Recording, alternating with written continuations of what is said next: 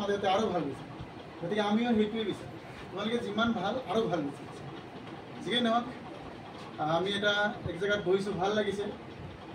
আমাৰ অসমীয়াৰ স্বাভিমানৰ প্ৰতি ডিপ্ল'ম গামোচাৰে আমাৰ অধ্যক্ষ মহোদয়ক সম্বৰ্ধনা জনাবলৈ মই আহ্বান জনাইছোঁ।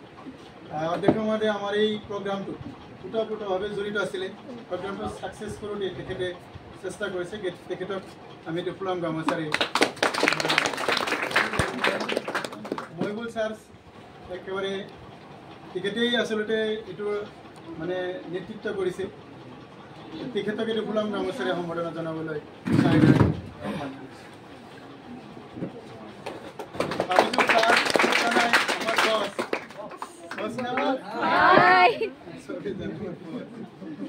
বছক ডিপ্ল'ম গামোচাৰে সম্বৰ্ধনা জনাব।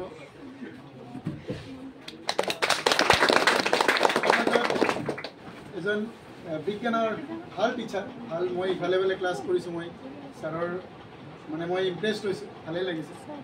ছাৰেও বহুত কষ্ট কৰি আহিছে, টাইম মেইনটেইন কৰিছে কাৰণে বহুত ভাল লাগিছে। গতিকে ছাৰক এটি ডিপ্ল'ম গামোচাৰে সম্বৰ্ধনা জনাব।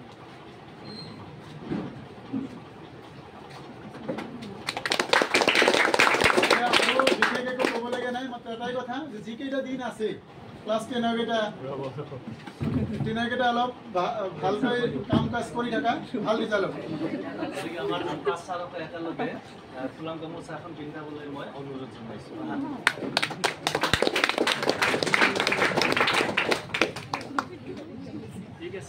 সকলোকে নমস্কাৰ জনালোঁ।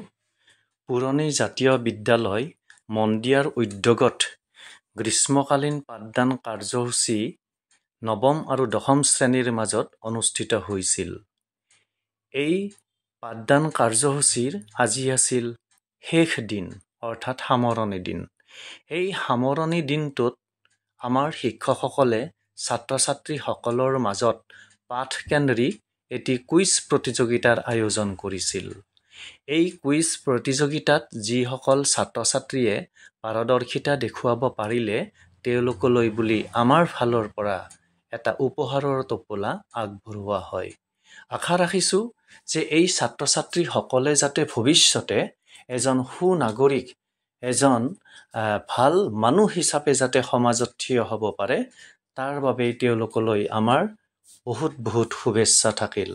আৰু লগতে যিসকল শিক্ষকে এই 16 দিনীয়া পাঠদান কাৰ্যসূচীৰ সৈতে জড়িত আছিল তেওঁলোকলৈ আমাৰ ধন্যবাদ থাকিল।